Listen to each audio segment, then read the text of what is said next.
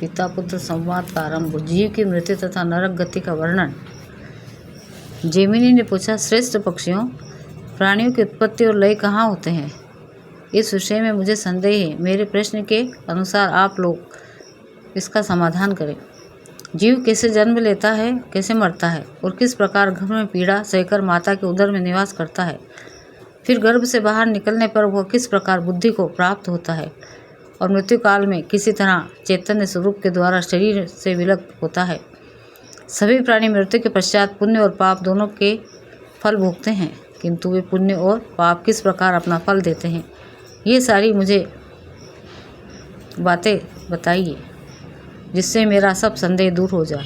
पक्षी बोले, महर्षि, आपने हम लोगों पर बहुत बड़े प्रश्न का भार रखा दिया, इसकी कहीं तुलना नहीं है। महाभाग, इस विषय में एक प्राचीन वृत्तांत सुनिए। पूर्व काल में एक परम बुद्धिमान भृगुवंशी ब्राह्मण थे। उनके सुमति नाम का एक पुत्र था। वो बड़ा ही शांत और जड़ रूप में रहने वाला था। उपनयन संस्कार हो जाने के बाद उस बालक से उसके पिता ने कहा, सुमते, तुम सभी वेदों को क्रमशः अधोपांत पढ़ो, गुरु की सेवा में लगे रहे और भिक्षा के अन्न का भोजन किया हो। इस प्रकार ब्रह्मचारी की अवधि पूरी करके गृहस्थ आश्रम में प्रवेश करो और वहाँ उत्तम उत्तम यज्ञों का अनुष्ठान करके अपने मन के अनुरूप संतान उत्पन्न करो। तदंतर वन की शरण लो और वन प्रास्थ के नियमों का पालन करने के पश्चात परिग्रह रहित स्वत्यागी सन्यासी हो जाओ। ऐसा करने से तुम्हें उस ब्रह्म की प्राप्ति होगी जहाँ जाकर तुम शोक से मुक्त हो जाओगे। इस प्रकार अनेक बार कहने पर भी सुमति जड़ होने के कारण कुछ भी नहीं बोलता था। पिता भी स्त्रीवंश बारंबार अनेक प्रकार से ये बातें उसके सामने रखते थे। उन्होंने पुत्र प्रेम के कारण मीठी वाणी में अनेक बार उस लोभ दिखाया।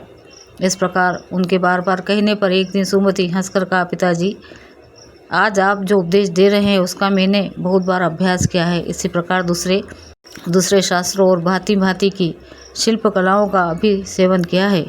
इस समय मुझे अपने 10,000 से भी अधिक जन्म स्मरण हो आए हैं। खेद, संतोष, श्रेय, वृद्धि और उदय का भी मैंने बहुत अनुभव किया है। शत्रु, मित्र और पत्नी के संयोग वियोग भी मुझे देखने को मिले हैं। अनेक प्रकार के माता पिता के भी दर्शन हुए हैं। मैंने हजारों बार सुख और दुख भोगे हैं। कितनी स्त्रियों के विष्ठा और मूत्र से भरे हुए गर्भ में निवास किया है। सहस्रों प्रकार के रोगों की भयानक पीड़ाएं सहन की है।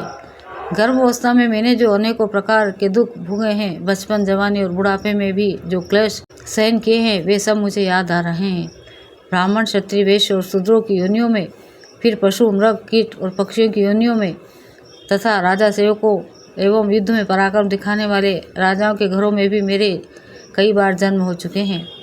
इसी तरह अब की बार आपके घर में भी मैंने जन्म लिया है। मैं बहुत बार मनुष्य का भृत्य, दास, स्वामी, ईश्वर और दरिद्र रह चुका हूँ। दूसरों ने मुझे और मैंने दूसरों को अनेक बार दान दिया है।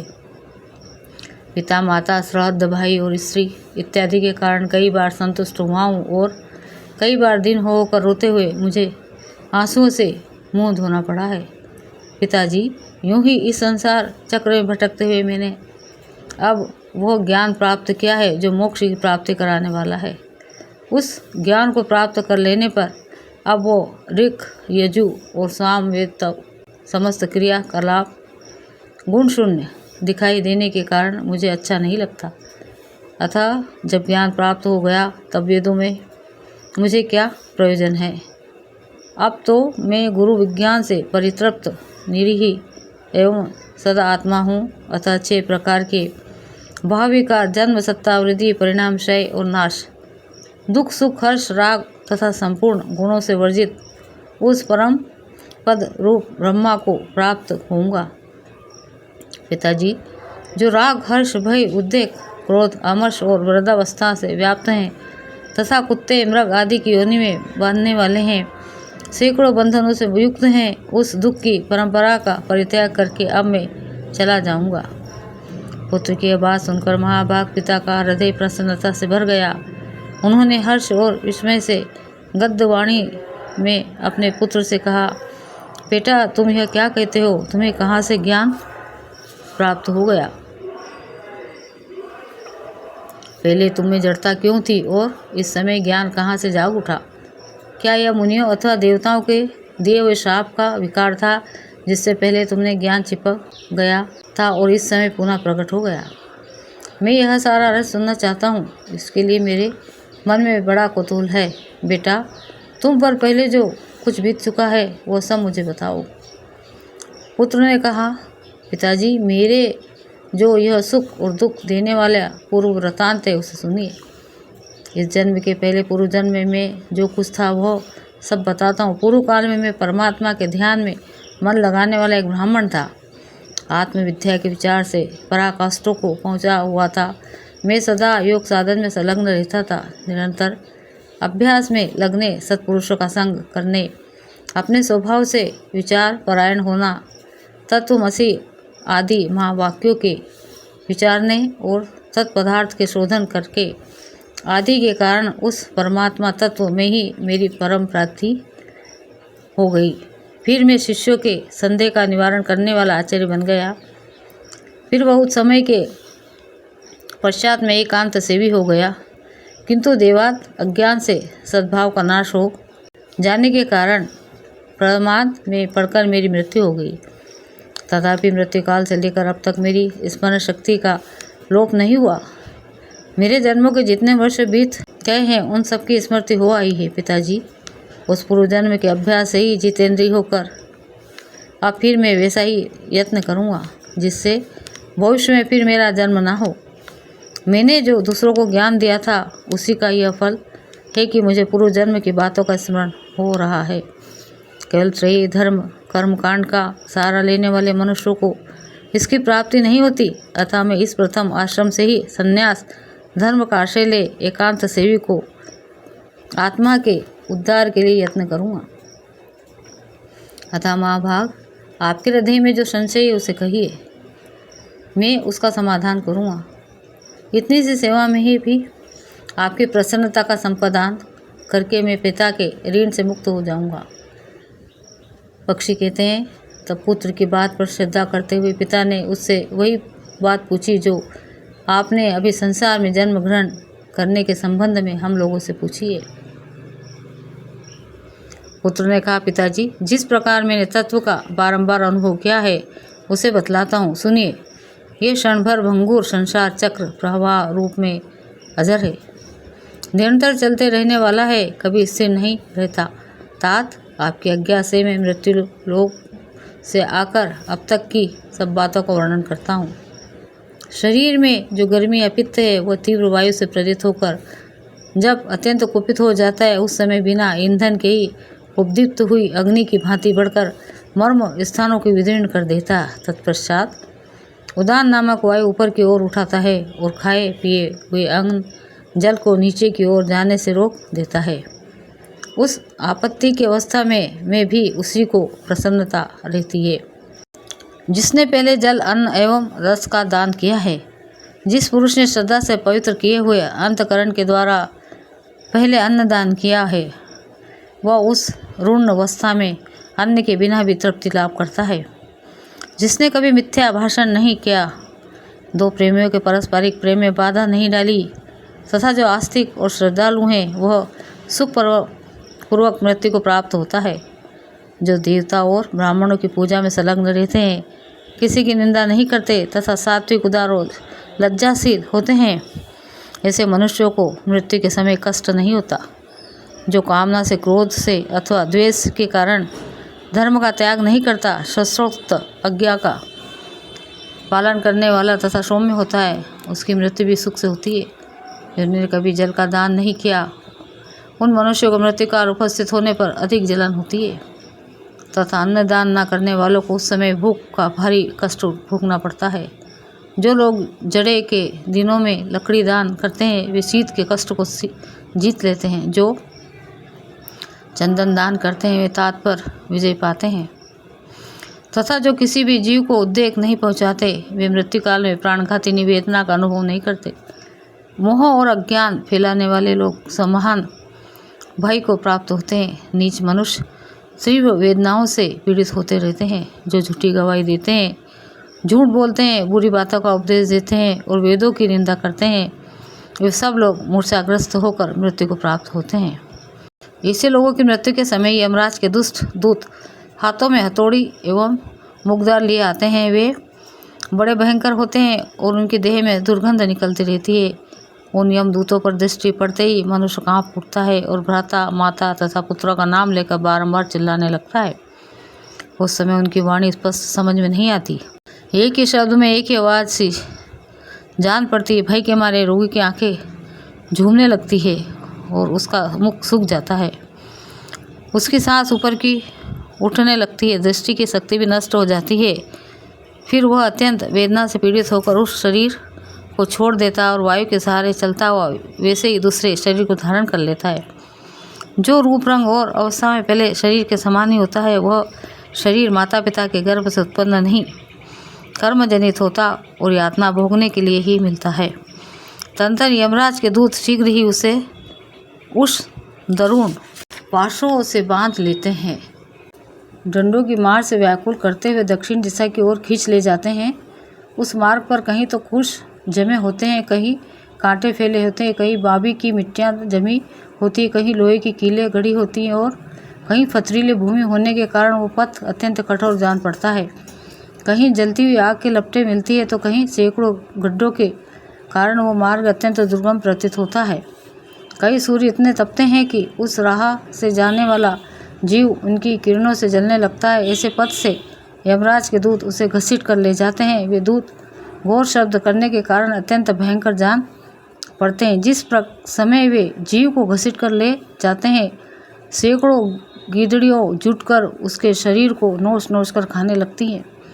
पापी जीव ऐसे ही भयंकर मार्ग से यमलोक की यात्रा करते हैं। जो मनुष्य छाता, जूता, वस्त्र और अन्न दान करने वाले होते हैं, वे उस मार्ग पर सुख से यात्रा करते हैं। इस प्रकार अनेक प्रकार का कष्ट भोगता हुआ पाप पीड़ित जीव विवश होकर 12 दिनों में धर्मराज के नगर तक पहुंच जाता है। उसके यातनामय शरीर के जलाए जाने पर जीव स्वयं भी अत्यंत दाह का अनुभव करता है। उसी प्रकार मारे और काटे जाने पर भी उस अत्यंत भयंकर वेदना होती है। अधिक देर तक जल में भिगोए जाने के कारण भी जीव को भारी दुख उठाना पड़ता है। इस प्रकार दूसरे शरीर को प्राप्त होने पर भी उसे अपने कर्मों के फल स्वरूप कष्ट भोगने पड़ते हैं।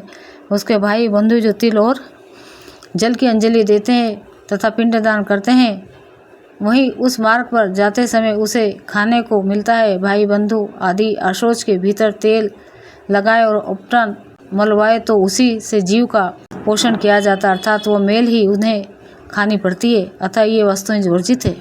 इसी प्रकार बंधवगण जो कुछ खाते पीते हैं वो मृतक जीव को मिलता है, अतः उन्हें भोजन की शुद्धि पर भी ध्यान रखना चाहिए। यदि भाई बंधु भूमि पर शयन कर रहे हैं तो उससे जीव को कष्ट नहीं होता, और यदि वे उसके निमित्त दान करें तो उससे मृत जीव को बड़ी तृप्ति होती है। यमदूत जब उसे साथ लेकर जाते हैं तो 12 दिनों तक अपने घर की ओर देखता रहता है। उस समय पृथ्वी पर उसके निमित्त जो जल और पिंड दिए जाते हैं उन्हीं का वह उपभोग करता है। मृत्यु से 12 दिन बीतने के पश्चात यमपुरी को और खींच कर ले जाया जाने वाला जीव अपने सामने यमराज के नगर को देखता है, जो बड़ा ही भयानक है। उस नगर में पहुंचने पर उसे मृत्यु काल और अंत तक आदि के बीच में बैठे हुए यमराज का दर्शन होता है, जो काजल राशि के समान काले हैं और अत्यंत क्रोध से लाल लाल आंखें किए रहते हैं। दाढ़ों के कारण उनका मुख बड़ा विकराल दिखलाई पड़ता है।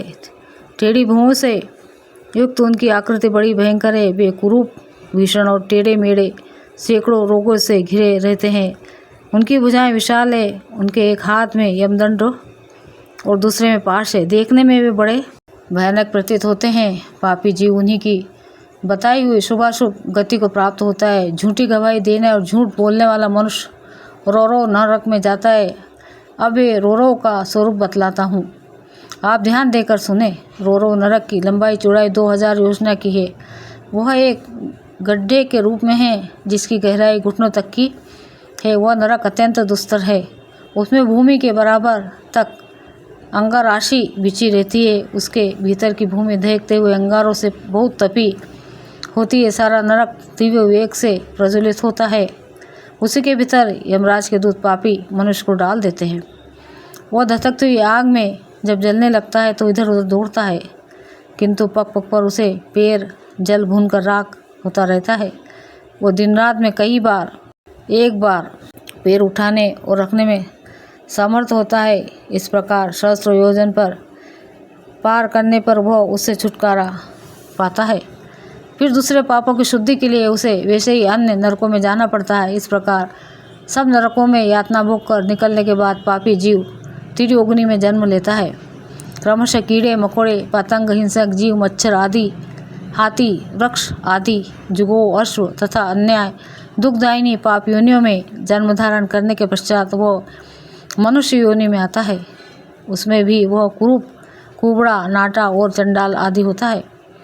फिर अविशिष्ट पाप और पुण्य से युक्त हो वह क्रमशः ऊंचे चढ़ने वाली योनियों में जन्म लेता है। शूद्र, वैश्य, क्षत्रिय, ब्राह्मण, देवता तथा इंद्र आदि के रूप में उत्पन्न होता है। इस प्रकार पाप करने वाले जीव नरकों में नीचे गिरते हैं और पुण्य आत्मा जीव जिस प्रकार यात्रा करते हैं उसको सुनिए। वे पुण्य आत्मा मनुष्य धर्मराज की बताई हुई पुण्यमयी गति को प्राप्त होते हैं। उनके साथ गंधर्व गीत गाते चलते हैं, अप्सराएं नृत्य करती रहती हैं तथा वे भांति भांति के दिव्य आभूषण से सुशोभित हो सुंदर विमानों पर बैठकर यात्रा करते हैं। वहाँ से पृथ्वी पर आने पर वे राजाओं तथा अन्य महात्माओं के कुल में जन्म लेते और सदाचार का पालन करते हैं। वहाँ उन्हें श्रेष्ठ भोग प्राप्त होते हैं। तदंतर शरीर त्यागने के बाद वे पुनः स्वर्ग और आदि ऊपर के लोकों में जाते हैं। ऊपर के लोकों में होने वाली गति को अरोहणी कहते हैं। फिर वहाँ से पुण्य भोग के पश्चात जो मृत्यु लोक में उतरना होता है वह अवरोहिणी गति है। इस अवरोहिणी प्राप्त गति को प्राप्त होने पर मनुष्य फिर पहले की ही भांति आरोहिणी गति को प्राप्त होते हैं। ब्रह्मर्षि, जीव की जिस प्रकार मृत्यु होती है वो सब प्रसंग मैंने आपसे कह सुनाया। अब जिस प्रकार जीव गर्भ में आता है उस विषय का वर्णन सुनिए।